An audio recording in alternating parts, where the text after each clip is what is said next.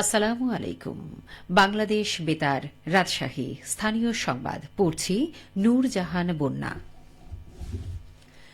আজ পবিত্র শবে বরাত। আজ দিবাগত রাতে সারা দেশে যথাযোগ্য ধর্মীয় মর্যাদায় পবিত্র শবে বরাত পালিত হবে। হিজরি শাবান মাসের 14 ও 15 তারিখের মধ্যবর্তী রাত শবে বরাত বা সৌভাগ্যের রজনী হিসেবে মুসলমানগণ পালন করে থাকেন। এই রাতটি লাইলাতুল বরাত নামেও পরিচিত। পবিত্র শবে বরাত উপলক্ষে প্রধান উপদেষ্টা প্রফেসর ড মোহাম্মদ ইউনুস বাণী দিয়েছেন। বাণীতে প্রধান উপদেষ্টা প্রফেসর ড মোহাম্মদ ইউনুস পবিত্র শবে বরাতকে আল্লাহর রহমত লাভের এক অসাধারণ সুযোগ হিসেবে গ্রহণ করে দেশ ও জাতির কল্যাণে প্রার্থনা এবং মানব কল্যাণে আত্মনিয়োগ করার আহ্বান জানান। এ উপলক্ষে আগামীকাল সরকারি ছুটি থাকবে। বাংলাদেশ টেলিভিশন, বাংলাদেশ বেতার সহ বেসরকারি টিভি চ্যানেল ও রেডিও আজ পবিত্র শবে বরাত উপলক্ষে ধর্মীয় বিভিন্ন অনুষ্ঠান সম্প্রচার করছে। আগামী 5 ফেব্রুয়ারি মাদ্রাসা মাঠের নির্বাচনী জনসভা উপলক্ষে সংবাদ সম্মেলন করেছে 11 দলীয় জোট। আজ সকালে নগরীর ঐতিহাসিক মাদ্রাসা মাঠে এই সংবাদ সম্মেলন অনুষ্ঠিত হয়। সংবাদ সম্মেলনে মহানগর জামায়াতের সেক্রেটারি এমাজ উদ্দিন মণ্ডল জানান, 11 দলীয় জোটের রাজশাহী 6টি আসনের প্রার্থীদের দলীয় প্রতীক দাড়িপাল্লার পক্ষে নির্বাচনী জনসভা অনুষ্ঠিত হবে।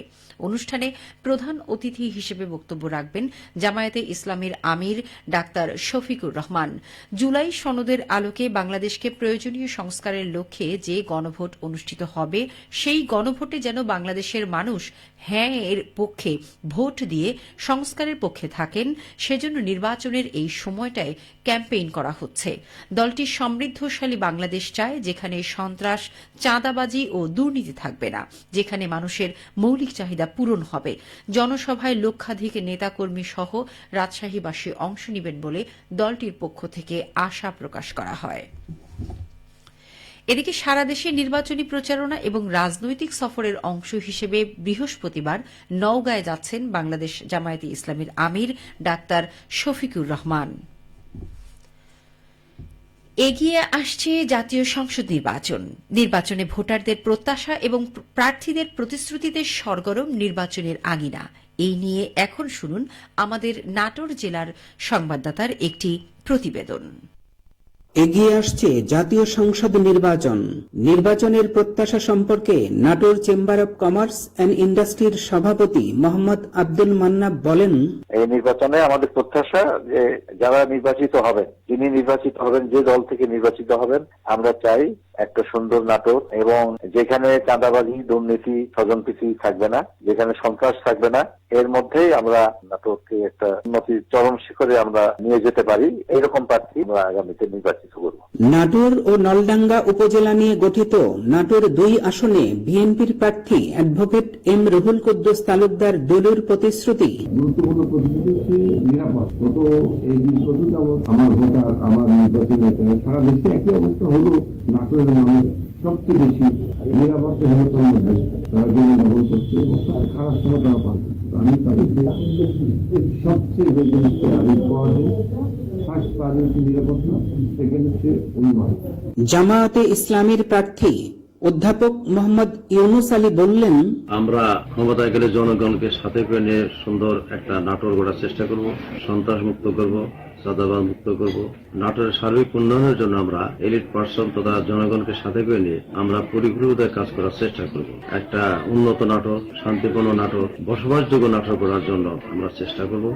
গণসংহতি আন্দোলনের প্রার্থী তাহমিদা ইসলাম তানিয়া বলেন, আমরা যদি ইলেকশনে জয়ী হয়ে আসি, তাহলে আমাদের প্রথম কাজ হবে নাটোরবাসীকে এই যেন তারা এলপিজি গ্যাস কেনার যে পকেট কাটা দিয়ে এটা না করে যেন গ্যাস সরবরাহের আওতায় এই নাটোরকে আমরা আনতে চাই।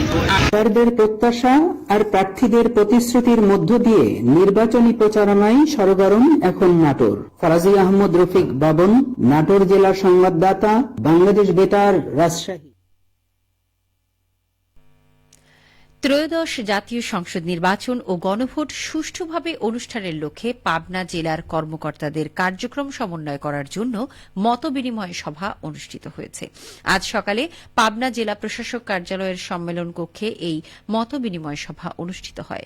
পাবনা জেলা প্রশাসক ও জেলা রিটার্নিং কর্মকর্তা শাহেদ মোস্তফার সভাপতিত্বে সভায় প্রধান অতিথির বক্তব্য রাখেন রাজশাহী বিভাগীয় কমিশনার ড আ.ন.ম বজলুর রশিদ। বিশেষ অতিথির বক্তব্য রাখেন রাজশাহী রেঞ্জের ডিআইজি মোহাম্মদ শাহজাহান। সভায় বজলুর রশিদ বলেন, এবারের নির্বাচন হবে সেরা নির্বাচন। সুষ্ঠু নির্বাচনের পরিবেশ বহাল রাখতে প্রশাসন বদ্ধপরিকর। যেকোনো অপ্রীতিকর পরিস্থিতি নিয়ন্ত্রণে আইন শৃঙ্খলা রক্ষাকারী বাহিনী প্রস্তুত রয়েছে। সবশেষে আবহাওয়া। আজ দুপুর 2টায় রাজশাহীতে তাপমাত্রা ছিল 27 ডিগ্রি সেলসিয়াস। এ সময় বাতাসে আপেক্ষিক আর্দ্রতার পরিমাণ ছিল 45%। রাজশাহী ও পার্শ্ববর্তী এলাকায় আজ সূর্যাস্ত সন্ধে 5:51। সংবাদ শেষ হল। আমাদের পরবর্তী সংবাদ বিকেল 4:05।